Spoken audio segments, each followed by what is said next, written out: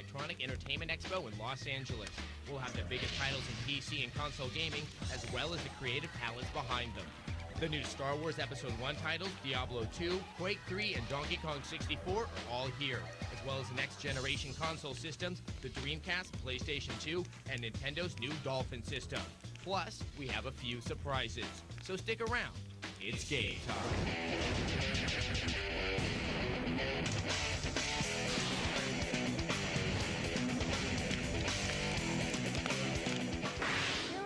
Excitement is everywhere. We're on the floor of the Electronic Entertainment Expo in Los Angeles, California, with a special edition of GameSpot TV. Yeah, this is E3. This is the one-time-a-year event where all the major players in the industry get together, show off their wares, see what the other guy has, and schmooze.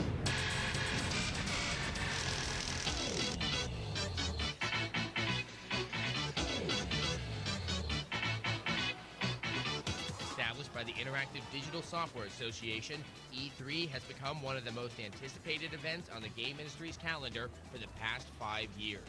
E3 is the mecca of interactive entertainment. It's the trade show that once a year people from all over the world involved in the interactive entertainment, computer game, video game industry converge to see what's new, what's next. Wow, what a show. At this year's show, IDSA tallied over 2,000 PC and console titles, ranging from id Software's explosive Quake 3 Arena to Hasbro's family titles. Over 400 companies attended, and each one was eager to show off their latest creations. We're launching today Planet of the Apes, which is the first time anybody's heard about this, and the reaction's been spectacular. Spread throughout 5 huge floors, 2 levels, and a dozen or so meeting rooms, trying to cover all the games and events was no easy feat. There's a reason why this is a 3-day event. E3 is heaven on earth for gamers, but unfortunately it's a trade show, so if you're under 18, sorry. Get away from me, you filthy animal! Shut up, you freak! But it's no ordinary trade show. E3 is known for its extravagant exhibits. Fox Interactive went all out to promote their new Planet of the Apes PC title. Chasing humans, I think, has always been my most favorite. Yes, I like to run them down in the cornfields. Yes. Promoting their console title, WCW Mayhem, EA Sports hired WCW wrestlers Diamond Dallas Page and Sting to do the talking for them. Eyes and ears were glued to the ring in the packed Electronic Arts booth. Several companies hired celebrities and professional athletes to sign autographs and promote their titles. Of course I played Tomb Raider, and like every other hot-blooded male, I was in love with Lara. But the biggest buzz came from the Nintendo booth, where they were showing the N64 Episode 1 racer from LucasArts. Nintendo did not hold back any punches and got the best spokesperson they could get. Well, it is definitely an honor to be with Mr. Jedi himself, Jake Lloyd, who plays Anakin Skywalker in the Episode 1 movie. How are you doing? Good, how about you? I'm doing pretty well myself. So what do you make of this entire event? Pretty darn cool. Now, in the movie you ride the racer, and in the game you're riding the racer as well. How would you compare the two experiences? Well, in the film, my pod racer didn't move that much on the set, so I like this one a little bit better. Hey, got any more questions? E3 is also a place where you can meet some wonderful friends. If you're not doing anything after the show, how about you give me a buzz? But underneath the glitz and thundering music, companies at this year's E3 show were sensitive to the criticism spawned by the shooting at the Colorado high school. Lowenstein believes the industry knows how to handle its problems. As an industry, we've made a commitment to see if there are things that we can do to restrain some of the more egregious advertising that promotes violence, and I think that's where our responsibility lies. And E3 is not complete without the big three. Sony, Nintendo, and Sega were looking ahead towards year 2000. It seems that the console war is going to be hotter than ever. Each company will have new games, new technologies, and new machines. Sega's launching the first strike this September and feels confident it will dominate. We made a lot of promises last year. We said last year we would have the retail support, the third-party support, and that we would bring forward our marketing programs and campaigns. And we delivered that, so I believe we've delivered our mission. Hundreds of games and new products being introduced, E3 usually provides a glimpse to the future of electronic entertainment. And if this year's show is an indication, we're all along for an exciting, wild ride.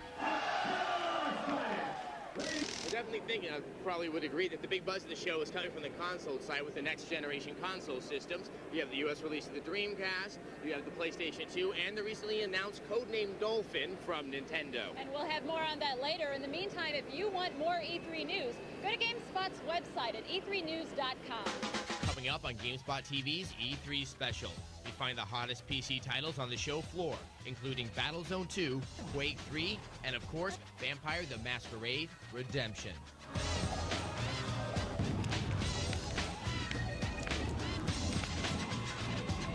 TV here at E3 in Los Angeles. Now, Lauren, I was noticing there's a lot of PC games here that were here last year, like Black and White, but it seems the hot title is Diablo 2. Yes, this is the year of the sequel.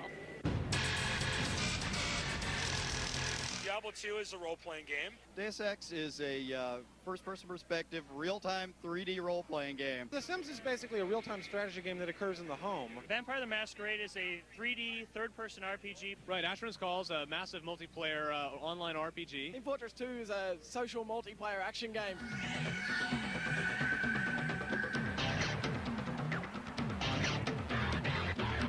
The coming years look to be quite interesting for PC gamers. From the hollowed halls of Ultima to the belligerent battalions of Battlezone 2 and onto the depths of Diablo 2 at this year's E3, it seems that sequelitis is alive and well and will be coming to a computer screen near you. I think the way that I account for the number of sequels at this year's E3 is that someone's accounting for them. You know, I mean, it's an accounting maneuver. I think there are always going to be lots of sequels, and that way we're kind of mimicking Hollywood a little bit.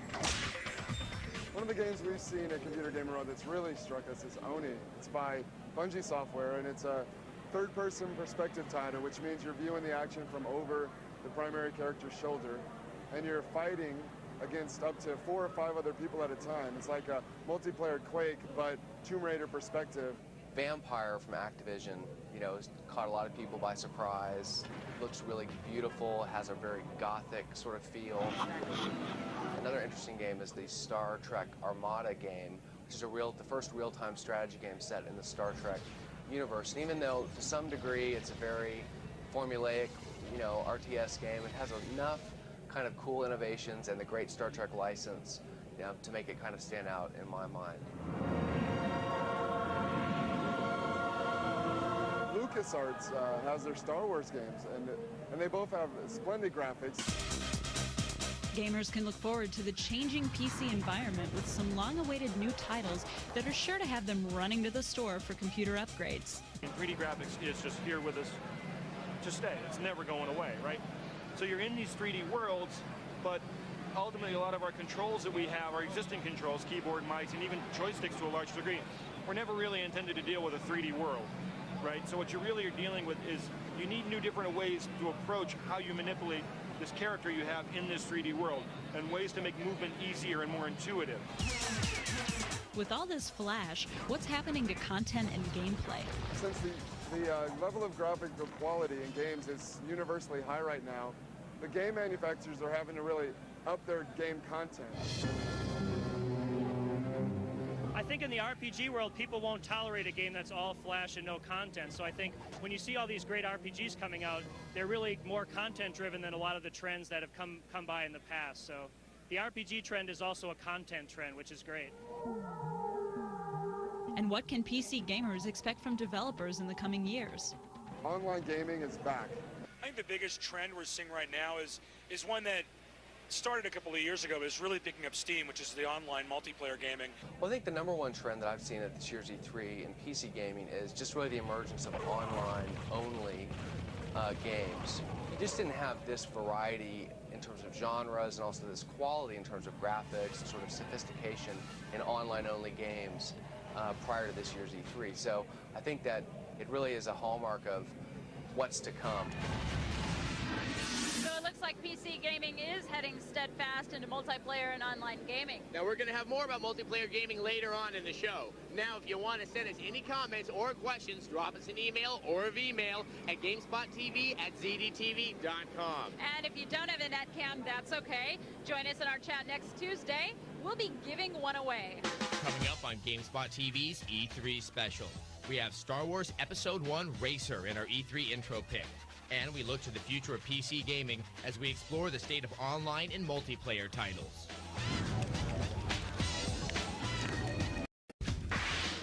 Welcome back to GameSpot TV at E3 in Los Angeles. You know, I gotta say, it's quite remarkable having 1,900 games to choose from, but definitely the one that stood out for me was Soul Calibur for the Dreamcast. That's a pretty good pick, Adam, and I have to say I'm in the same boat, but I would pick Donkey Kong 64 or a really close second with Ape Escape for the PlayStation. But far and away, the most hype landed on LucasArts with the Star Wars Episode 1 games.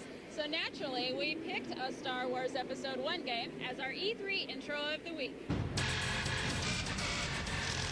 And a big turnout here from all corners of the Outer Rim territories. I see the contestants are making their way out onto the starting grid. There he is, the reigning champion of the Volta Classic and the crowd favorite, Sububa. The power couplings are being activated. Our glorious host, Jabba the Hutt, has moved into the arena.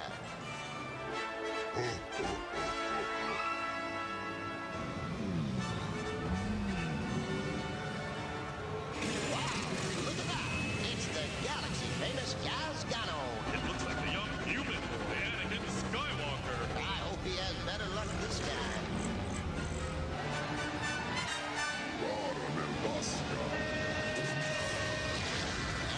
And they're off.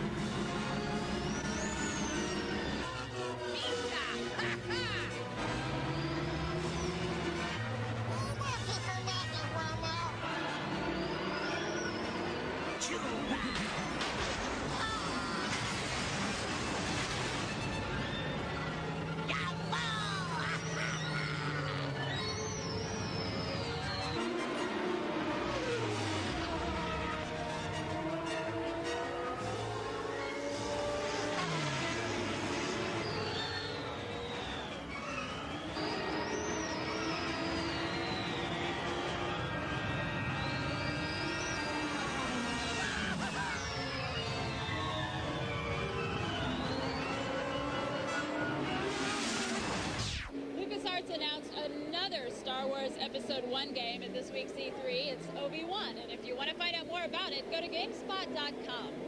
Now, everything at E3 doesn't actually happen on the convention floor. For example, there was a group of renegade gamers that decided to set up shop across the street.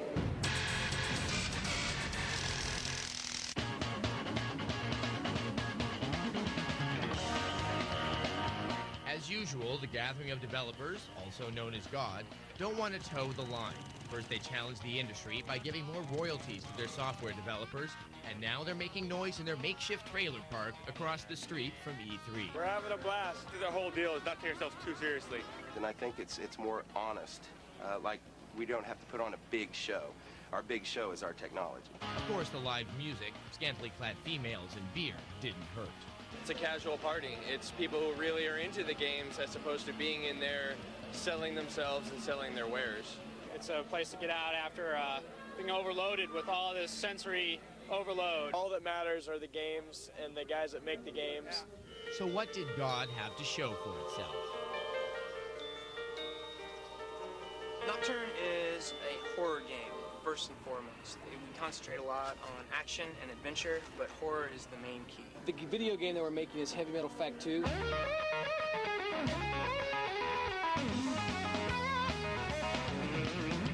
Hey, let's not just do a game that is based on a movie. Let's take it further. Let's take it one step beyond. So the video game is actually the sequel to the movie.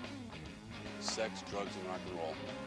We grew up, we didn't kill people, we just sat in our bedrooms and drew pictures, and so that's where we're heading, back to soft porn, just like the Heavy Metal magazine. We want to be kicked out and asked not to come back. Now, don't be fooled. A lot of the games from gathering developers were to be found here on the floor of E3. that is true. And you know that God is developing for the Dreamcast now with Max Payne coming out. But all of the new next-gen console systems are adding in that online component. Now, of course, online gaming is really the strong suit of the PC, and a lot of the games here are either exclusively online or have a very large multiplayer component. And this might beg the question, are we looking at a permanent shift in the industry?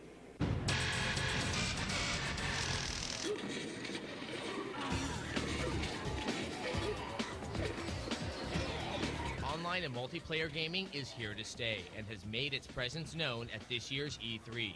This year's crop of titles are sure to change the way we look at online gaming. There are really three types of online games. There's the meta game like Cave Dog's Boneyards. In the case of our Total Annihilation Galactic War, we have a map of planets, and you and I would be battling for a planet. If I beat you and I win that planet, or several other players and I get up against another group of players and we win, so we take over that planet. But there's 75 planets in this map, and so we've got to go from planet to planet. Pretty soon, if we take over the whole map, then we win. There's online role-playing, like the persistent world of the upcoming Asheron's Call. Well, persistent world means that the world is there even when you're not. So just like when you go to bed, the real world keeps on going. Asheron's Call is the same way. It's a huge community. People are online literally 24 hours a day. And then there are games that players can just jump right into, like Quake 3 or the upcoming Team Fortress 2. But really, what is the appeal of multiplayer and online play? It's not about running around and killing a lot of people. It's about getting out there and having a lot of fun with your friends. You have a whole different level of strategy and a whole different level of sort of, I don't know, glory. When you come to the aid of your team, when you come to the aid of your dying compatriot right when he's about to go down and you rescue him. I mean, that's something that you can't get in a single-player game and you can't get in an anonymous game where you're just basically everyone's an enemy. Clearly, players want more from online and multiplayer gaming. But are companies going to give it to them? What is the future of online and multiplayer gaming? It's really not games, it's online communities that we want to build. I think persistence in characters is really important. Figuring out how to scale to larger and larger worlds is really important. It'd be really interesting with a huge number of servers around the internet to figure out how to have an economy that existed between the various servers. Those are some of the longer term research areas that Valve and some of the other action gaming companies are looking at. Online and multiplayer gaming is definitely moving towards more cooperative and customizable play. And more than ever, game companies are making it easier for everyone to get online. Coming up on GameSpot TV's E3 Special. We jump into the fray of console wars between Sega, Sony, and Nintendo. We look at the games, the machines, and the future of the next generation console systems. Welcome back to GameSpot TV here at E3 in Los Angeles. Now, Lauren, you've been covering the show for VideoGames.com. What's up with the consoles? There is so much competition here between the console systems. You've got Nintendo with their announcement, PlayStation 2, of course, coming out, but the first one out of the gate is going to be the Dreamcast.